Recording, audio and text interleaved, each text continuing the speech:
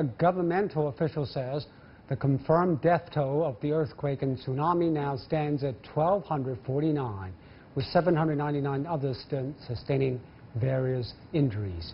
Well, the official said more than 100 people are still buried under debris or wreckage of buildings. More troops were being deployed to quake and tsunami-hit areas in central Sulawesi on Tuesday, and more than 100 police officers were being sent to the city of Palu. A C-130 Hercules aircraft carrying soldiers and supplies, including food and drinking water, was filmed leaving a military airbase in East Java and heading to the affected areas.